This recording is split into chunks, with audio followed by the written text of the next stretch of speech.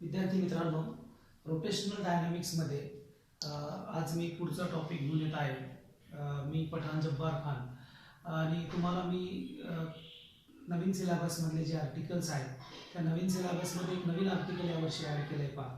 आणि name of that article is the actually तर पहा आपण सगळ्या गोष्टी पाहिलेल्या आहेत पहा. युनिफॉर्म सर्क्युलर मोशन पाहिलं आहे, देन सेंट्रिफ्युगल फोर्स पाहिला आहे.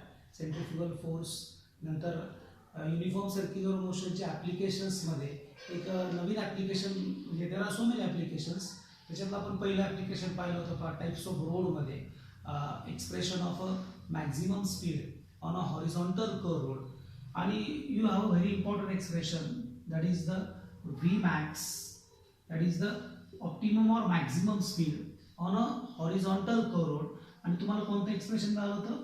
V max is equal to under root mu r g. So in that article, see that the necessary centripetal force provided by the force of friction. म्हणजे जो centripetal force आहे that provided by the force of friction. So there is a mu is there. काय पा mu means what? mu काय माहिती आहे तुम्हाला? That is the coefficient of static friction. See that हे जे एक्सप्रेशन आहे पा मॅक्झिमम स्पीड म्हणजे ते लिमिट असेल सपोज 40 मीटर पर सेकंद हे मॅक्झिमम स्पीड आहे ऑन दॅट हॉरिझॉन्टल ट्रॅक. 30 चालेल का? चालेल. 20 चालेल? चालेल. 10 चालेल? चालेल. On a horizontal core road हा स्पीड चालेल. 50 मीटर पर सेकंद स्पीड चालेल का? नाही चालणार. नाही चालणार. का नाही चालणार? जर 50 मीटर पर सेकंद जर तो गेला, वॉट एव्हर ॲक्च्युली स्पीड आपण किलोमीटर पर आवर मध्ये घेतो, फॉर एक्झाम्पल आपण असं बघितलं 50 मीटर पर सेकंद गेला तर काय होईल? तुम्हाला माहिती आहे, तुम्ही सांगू शकता काय होईल? Your vehicle is skid. गाडी तुमची स्किड होईल, स्लीप होईल, घसरेल. बरं नाही पा, ती त्या रोडच्या बाहेर जाईल. कारण की त्यावेळेस कोणता फोर्स जास्त असेल? सेंट्रिफ्युगल फोर्स जास्त असेल. तुम्हाला मी सांगितलंय पा, त्या सेंट्रिपिटल आणि सेंट्रिफ्युगल कसे एकमेकाला बॅलन्स करतात पा. तर हे मॅक्झिमम स्पीड आहे. असेच बरेच ॲप्लिकेशन्स आहेत पा. आणि त्या ॲप्लिकेशन्समध्ये आपलं पुढचं जे ॲप्लिकेशन्स आहे त्या ॲप्लिकेशनचं नाव आहे पा व्हेकल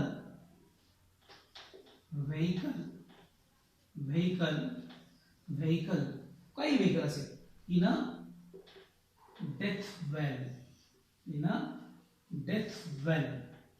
आता डेथ वेल शब्द ऐकलाय, पाहिलं असेल पा तुम्ही. डेथ वेल मीन्स माझ्याकडे आता ॲक्च्युली तुम्हाला दाखवलेला आहे पा. हा एक म्हणतात पा डेथ वेल म्हणजे मौत का कुवा. हिंदीमध्ये आपण त्याला मौत का कुवा म्हणून, मराठीत काय म्हणतात मला माहित नाही. पण आपल्याकडं ह्या म्हणजे वेल शब्द माहिती आहे आपला म्हणजे विहीर. पण डेथ वेल मीन्स मौत का कुवा. कारण की ते जे असतात पा, ते मौत का कुवामध्ये करणारी जी मुलं असतात, ते जे स्टंट करतात, आपण ज्यावेळेस पाहतो तर आपल्या अंगाला काटे येतात. कारण की ज्यावेळेस त्यांचा तो स्पीड असेल आणि ते वरती हात, गाडीचे ह्या दोन्ही हात सोडतात, मोटरसायकल असेल किंवा कार असेल, हात सोडतात, वेगवेगळे स्टंट करतात आणि खूप हाय स्पीडमध्ये they perform horizontal circular motion. आता त्याच्या मागचं फिजिक्स त्यांना किती माहीत आहे ते आपल्याला माहीत नाही. पण आपलं ॲप्लिकेशन आहे UCMचं, तर आपल्याला पाहावं लागेल पा. तर पहा माझ्याकडे सपोज तुम्हाला किती दिसतंय पा, हा मोटरसायकलिस्ट आहे, हे कारवाला आहे. आता जर तुम्ही मौत का कुवा पाहिला तर विहीर सारखंच, आपलं विहीर आहे ना विहीर, तर विहिरीसारखंच. आता विहीर सिलेंड्रिकल शेपमध्ये असेल, तसंच हा मौत का कुवा सुद्धा एक सिलेंड्रिकल शेपमध्ये असतो आणि याचे वॉल्स आहेत. आता पहा इथं तो आहे आणि तो खाली, मी ॲक्च्युली डायग्राम काढून तुम्हाला मी समजून सांगतो, पण तुम्हाला जर दिसत असेल तर पहा तो इथं आहे. आता ॲक्च्युली ह्या व्हर्टिकल वॉल्स आहेत, या मौत का कुवाचे वॉल्स आहेत. आणि सपोज ही भिंत आहे आणि तो इथं आहे आणि परफॉर्म हॉरिझॉन्टल सर्क्युलर मोशन. आता इथं असून बी तो खाली का पडत नसेल? महत्वाचा प्रश्न आहे. का पडत नसेल खाली? तो कोण त्याला बॅलन्स करत असेल? या सगळ्या गोष्टी आपल्याला पाहिजे आहेत पा. आणि ज्यावेळेस तो हॉरिझॉन्टल सर्क्युलर मोशन परफॉर्म करेल, त्याचा मिनिमम स्पीड किती पाहिजे, म्हणजे कमीत कमी किती स्पीडने तो मूव्ह व्हायला पाहिजे. जास्तीत जास्त किती तो नंतरचा प्रश्न, पण कमीत कमी किती त्याचं एक्सप्रेशन आपल्याला पाहिजे. जास्तीत जास्त ते नंतर बघू, पण कमीत कमी ज्यावेळेस तो स्पीड किती आहे त्याचं ते आपल्याला पाहिजे. So your vehicle in a death well, या पुस्तकात त्यांनी म्हटले पहा वॉल ऑफ डेथ. काय पहा, वॉल ऑफ डेथ. ओके, आज आपण जे आर्टिकल पाहणार आहोत that is the expression of minimum speed of that vehicle in a death well. कळलंय? ओके, आता पहा, सपोज आता पहा vehicle in a death well मध्ये आपण डायग्राम करूया. पहा दिस आपण आर्टिकलचं नाव आहे बोला, vehicle in a death well. In a death well. So today's our topic is we have to determine the expression of minimum speed. This is the application of UCM.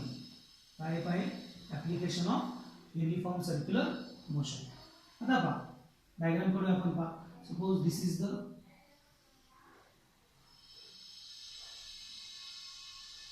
दिसतंय का व्यवस्थित?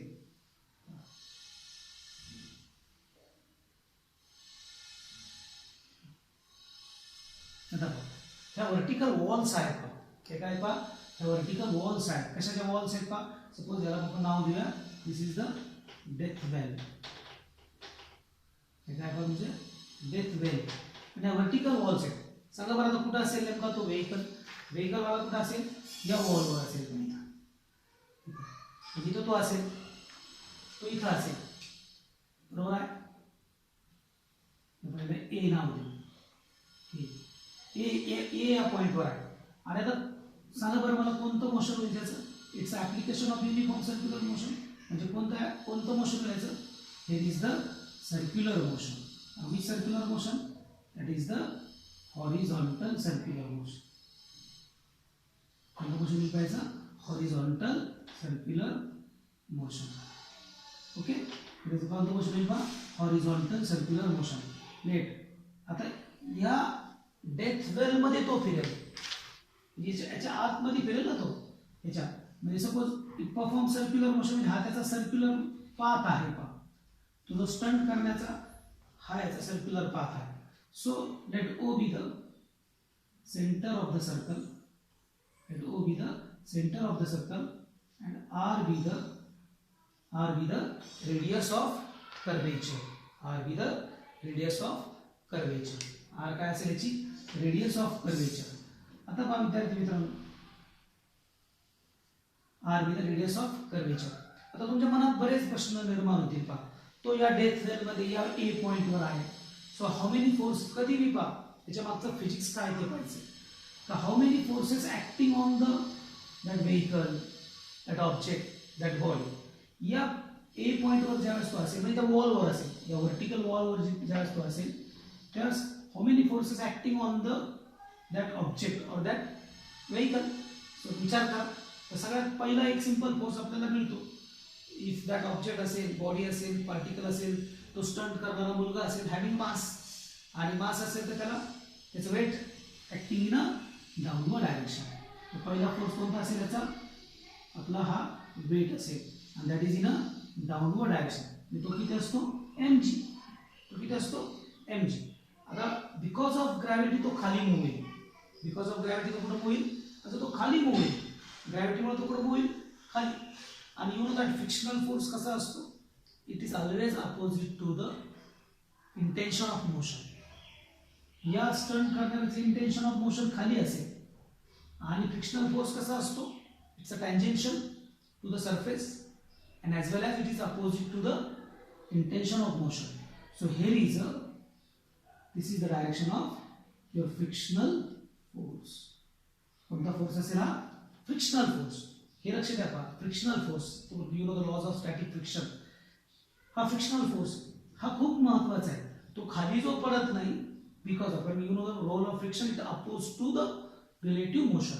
जे रिलेटिव्ह मोशन आहे त्याला oppose करण्याचं काम करतो. हे झाले दोन फोर्स. तिसरा force, vehicle is on the surface. Vehicle त्या सरफेसवर आहे. फॉर एक्झाम्पल एखादी वस्तू या सरफेसवर आहे, इथं आहे, तर काय असेल? Which force? There is a normal reaction. काय असेल? Downward force. त्याला बॅलन्स करेल ना कुणीतरी. त्याला तो इथं आहे, तो स्टिक आहे त्या वॉलवर, त्याला कुणीतरी बॅलन्स करेल. आणि कोण बॅलन्स करतं? Normal reaction. कोण बॅलन्स करतं? Normal reaction. तर नॉर्मल रिॲक्शन कशी असेल पहा? It is always perpendicular to the surface. कशी असेल point is always perpendicular to the surface. बघा लक्ष द्या, हा हे circle and this is the direction of normal reaction. Okay, check how many forces are there. Okay, there are three forces. This is force of friction, this is weight, that is the downward force, and this is the normal reaction acting on the body or that particle or that stunned man and is perpendicular to the surface. Okay, so मला असं वाटतं हे तीन forces आहेत. आता पहा under an equilibrium condition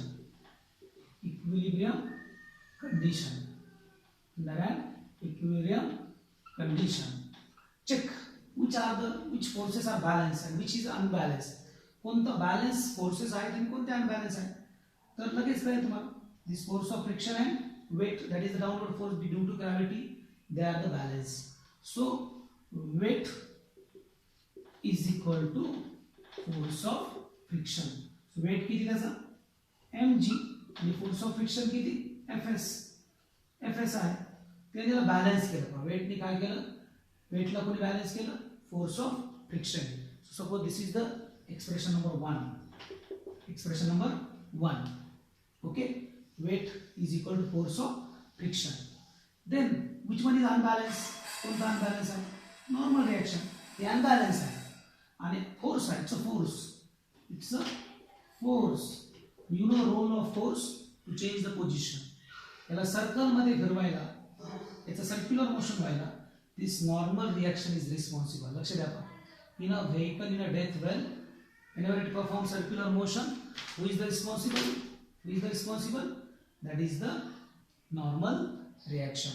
मग normal reactions काय प्रोव्हाइड करेल, कोण सांगेल मला?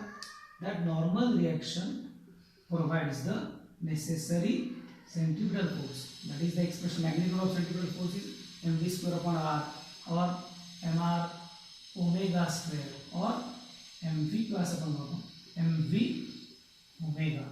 जर तुम्हाला अँग्युलर वेलोसिटीच्या टर्म मध्ये लागत असेल तर तुम्हाला काय अँग्युलर ओमेगाची भाषा mv square upon r. So this centripetal force provides, this normal reaction provides the necessary centripetal force. At the different conceptच्या वेळेस तुम्हाला पहा, suppose the stone whirled in a circle or your vehicle take turn on a horizontal curve road or that planets can revolve around the sun. Necessary centripetal force provided by sometimes gravitational force, sometimes frictional force, sometimes tension in the stream. Now here is the role, that role plays the normal reaction. So normal reactions provide the necessary centripetal force. Now आता we have expression mg is equal to fs. आता हा जो force of friction आहे, you know that the limiting force of friction चा concept माहिती असेल तुम्हाला. limiting force of friction. Limiting force of friction is maximum force of friction. Force of friction पाहिलं असेल ना, फोर्स ऑफ फ्रिक्शन एक limit पर्यंत वाढू शकतो. 10, 20, 30, 40 अप टू 100 न्यूटन पर्यंत तो वाढू शकतो. त्याच्यापुढे तो वाढणार नाही, मिनिमम आहे. So this is the maximum limiting force of friction. तो मॅक्झिमम आहे. त्याचं काम याला बॅलन्स करायचं. हा जर कमी झाला तर तो खाली पडेल, हा जास्त झाला तरी खाली पडेल, हा जास्त झाला तो त्याला वळेल, असं होत नाही. त्याला तो बॅलन्स करण्याचं काम करतो. So this is the limiting force of friction और मॅक्झिमम फ्रिक्शन. आणि you know the laws of static friction मध्ये आपण एक लॉ पाहिला होता, limiting force of friction is directly proportional to the normal reaction between the surfaces in contact. And we have a very important expression, Fs is equal to mu into n. Mu into n. This is the limiting force of friction. Now, suppose this is expression number 2. Now, using expression 1 and 2, काय मिळेल बघा तुम्हाला? That is mg is equal to, what is Fs? That is mu into n. Mu into n. And what is then mg is equal to mu. Put the value of n there. That is the mv square upon r. Which term is cancelled? Mm get cancelled. Then we have a g is equal to mu v square upon r, and then v square is equal to gr upon mu, or v is equal to under root of g r upon mu. त्यामुळे पहा g r upon mu. आता पहा this velocity is a minimum or maximum, हे check करू आपण. दिस velocity is minimum or maximum. आता पहा आपल्याकडे एक्सप्रेशन कोणते पहा fs, हे पहा हे एक्सप्रेशन आहे. दिस लिमिटिंग फोर्स ऑफ फ्रिक्शन हे मॅक्झिमम आहे और इक्वल आहे, मॅक्झिमम. सो टर्म आपल्या कॅन्सल होतील पाहिजे पहा. त्याला आपण म्हणू दिस इज लेस दॅन और इक्वल. फोर्स ऑफ फ्रिक्शन कसं असेल, लेस दॅन कमी 100च्या खाली, लेस दॅन और इक्वल. सो लेस दॅन और इक्वल. सो काय असेल पहा, लेस दॅन और इक्वल, लेस दॅन और इक्वल. आता इथं पहा और लेस दॅन और इक्वल. इथं जर पाहिलं तुम्ही this value is less than of this. So what is that, velocity is greater than this. Velocity is greater than this. म्हणजे याच्यापेक्षा velocity मोठी असेल. So this is the velocity, he velocity greater किंवा minimum. So this expression v square is greater than or equal than this. So this is the expression of minimum velocity. Minimum velocity of that vehicle in a death valley. म्हणजे under route जी r upon mu या व्हेलॉसिटीने जर त्यांनी stunt perform केला तो तो balance राहू शकतो. त्याच्यापेक्षा मिनिमम आहे, कमीत कमी. याच्यापेक्षा जास्त चालेल का, चालेल. त्याच्यापेक्षा कमी चालेल का, नाही चालणार. त्याच्यापेक्षा कमी चालणार नाही, त्याच्यापेक्षा जास्त चालेल. म्हणजे अंडर रूट जी आर अपॉन म्यू ने चालेल का, चालेल. आणि कमीत कमी त्याच्यापेक्षा कमी चालेल का, चालणार नाही. So this is the expression of minimum velocity in a vehicle in a death valley. आता पहा युजिंग दॅट फॉर्म्युला तुम्हाला काही प्रॉब्लेम सुद्धा आहे का तुमच्या पुस्तकात. त्यांनी लगेच जर तुम्ही पाहिलं असेल पहा एक प्रॉब्लेम आहे पहा एक्झाम्पल नंबर 2 मध्ये.